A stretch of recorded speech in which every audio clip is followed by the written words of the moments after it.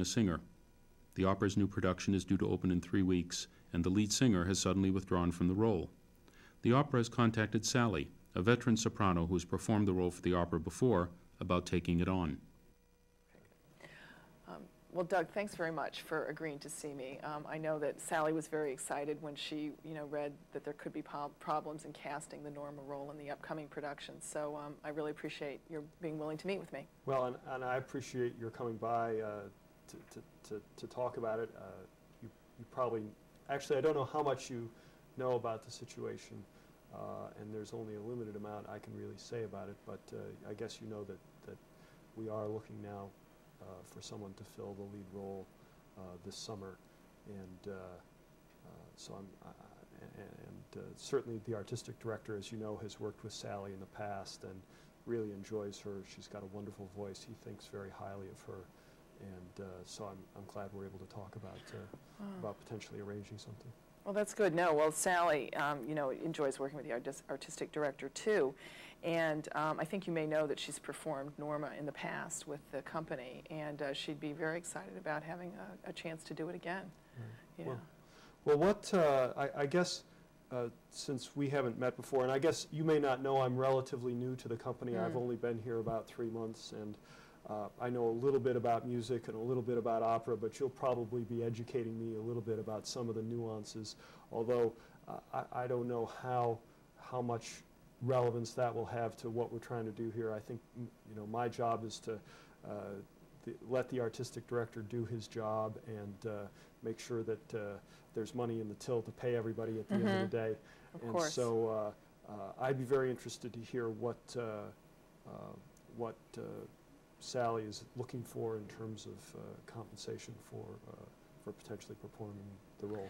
Right. Well, I think that one of the things that you may not be fully aware of yet is because of the newness of your position, but is that that Norma is probably one of the more demanding roles in the entire operatic repertoire, and I think that lyric opera is probably in a very fortunate position that Sally happens to be available this summer to perform the role, which she's done before with the company, so she's familiar with the production and everything.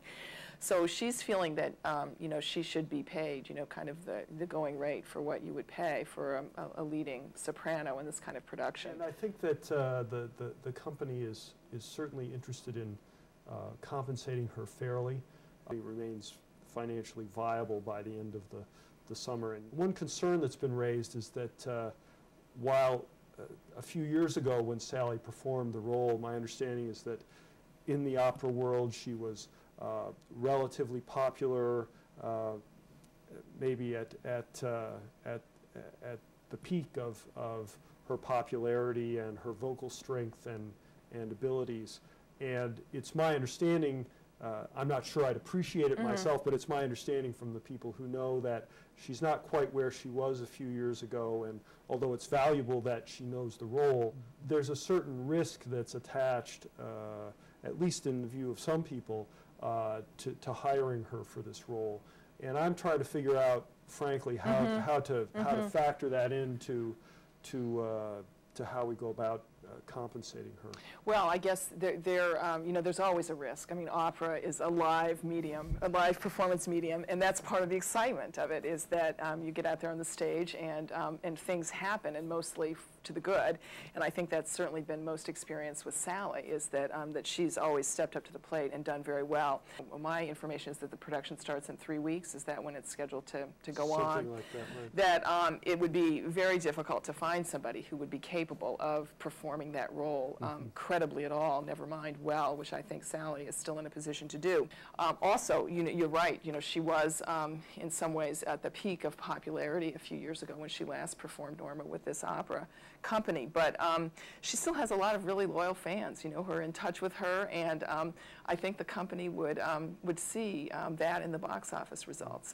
Maybe one thing that we could think about, and I wondered if this would be something that she might consider, would be some kind of compensation that protected the company against, either a bad or let's say an adverse review at the beginning. I mean, heaven knows what drives critics, and I guess what I'm wondering is whether we might think outside of the box, which is the box being typically, I think, a fixed rate for doing the 18 performances, and maybe think about a sliding scale of performance where there's a floor and a ceiling. If indeed she does have the following and not only produces the vocal quality, which we hope she can, but also the crowd to come see it, that she could benefit and the company would benefit too.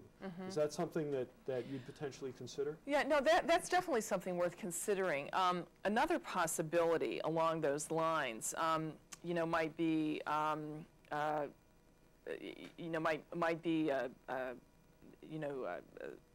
a different level of compensation for these 18 performances of Norma, and in exchange a contract, say, for a lead in one of next year's productions. I guess one of the things I'd ask you to consider about this is that, yes, you know, there's always the risk anytime, you know, any production goes on stage of bad reviews. Sure. And as you said, you know, many of them are unjustified. You know, you often wonder when you read them in the newspaper if you were at the same performance. We had been talking about doing, before Sally's interest and availability emerged, was actually moving up one of the sopranos who's in one of the secondary roles to the lead role, which she actually knows pretty well. She's been working with the company. The artistic director knows her well.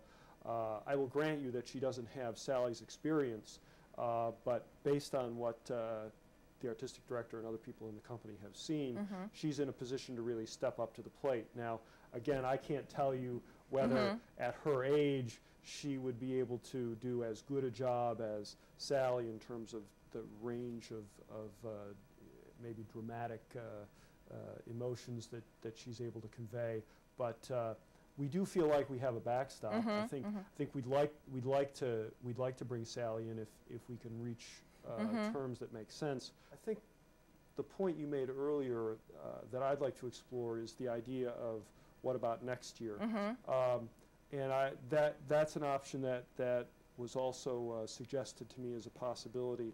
Now, I think exactly what the terms of that would be would probably need to be discussed, and what was suggested to me as a potential possibility is that a place in some role next year, in addition to whatever compensation we work out, might be appropriate.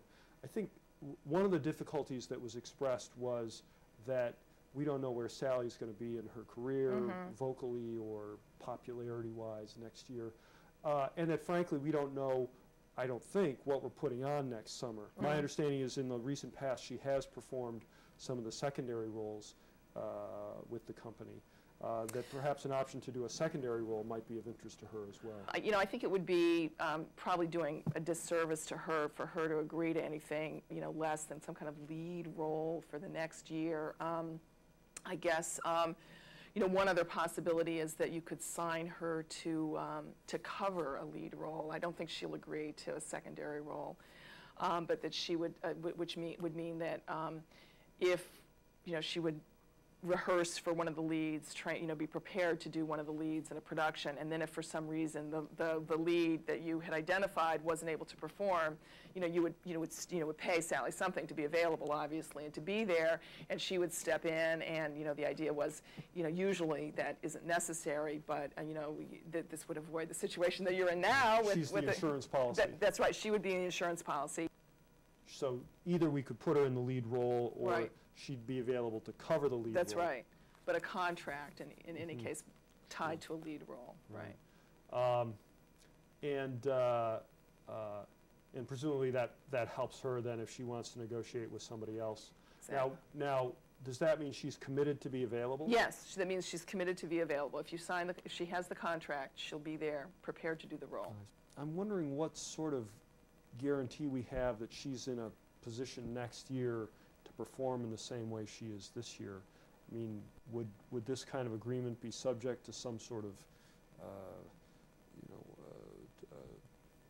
physical performance or review of her vocal skills in the spring? You know, I don't think that's rarely done. I mean, that's just the risk in dealing with, you know, real human beings. So I'd be looking at that. That would be my first entry into next year's budget, would be some fee for that. And I take it your view is that you'd be willing to be more flexible this year than, if there was some commitment, at least to cover next year. That's right, that's right. Definitely would be. Well, what about an arrangement where, say, we paid her 25 this year and 5 for the cover next year? Is that something that would be acceptable? Yeah, no, well, would you consider 10 for the cover role? 10? Yeah, just because, you know, if you think about it, you know, she's going to be covering for a lead role, and maybe we could agree on a price per performance, you know. A price per performance? Or I'm sorry, yeah. So she'd be available, so she wouldn't necessarily have to perform every night. That's right, you know, if there was a cold and, you know, the lead couldn't do it 1 week. Right, or she might perform it every night if it was something more, you know, appendicitis, you know, then the person's not going to be able to do the whole production. So we'd work out some pro rata. Right. I see. Up to perhaps the full fee that you would be paying the lead. Right, depending on how many performances she did. Right. Right. Well, that's interesting. I guess that sounds very interesting to me. I guess if we worked out that, and this would sort of lock her into a, you know, I think the advantage from her perspective, well, the problem is that 10 is just, I mean, 10 is almost what we're paying for a secondary role.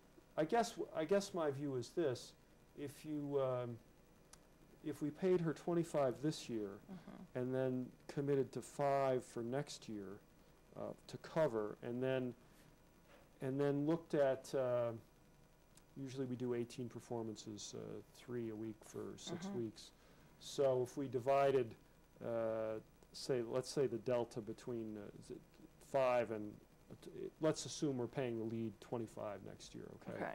So that works out to 25 divided by 18, whatever that is. Right. Okay, but let's say we paid her 5 and then 25 over 18 per performance in the event that she needs to cover,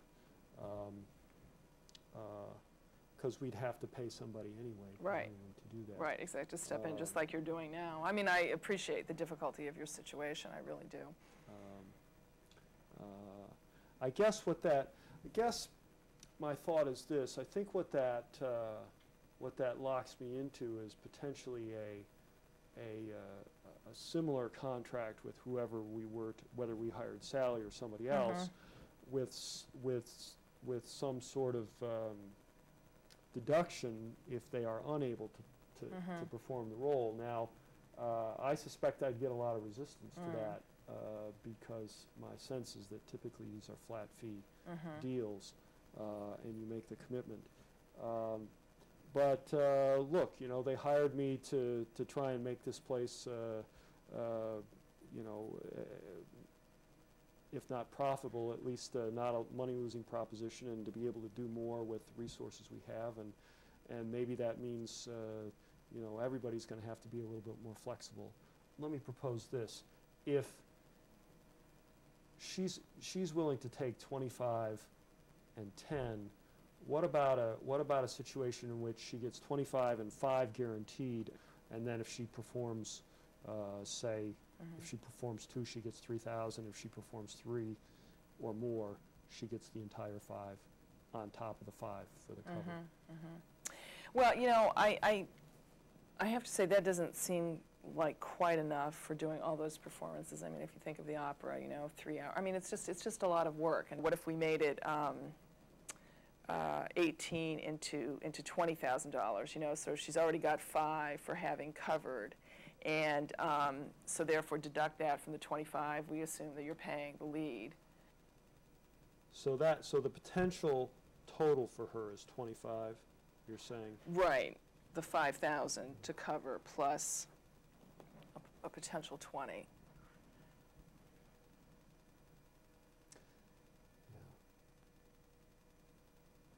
Well, that's just the thing I'm concerned about is committing the company to potentially, you know, double the cost of having a lead role next year. I mean, you know, if I've got to pay the lead and the same thing happens to me, I don't know how frequently this happens, but if the same thing happens to me next year as happened to me this year, you know, that's the difference between us breaking even and being in the red. Right. So that means you have to be really careful about who you hire for the lead. Do you think you could add, you know, something about, you know, actually promoting the fact, if she had to step in, you know, that the opera company would be generous about its promotion about that? Well, that seems reasonable. I guess what kind of thing would she be looking for there? I think obviously they've got to do promotions anyway. Right, in advance. But if she had to step into the role, you know, this would probably obviously come up, you know, probably at the last second, but, you know, do a press release and, you know, about how,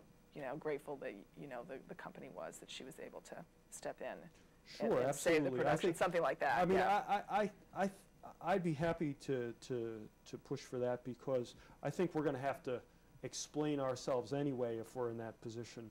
Just to recap, I mean, my understanding is then that she would get, you would pay her 25 this year, and plus some positive spin that you would do anyway, because of the other press that's already been out there. I won't characterize it. And then five as cover for next year. And the terms of the cover are that she would be available. She wouldn't make other commitments, and would be available to cover one or all of the performances.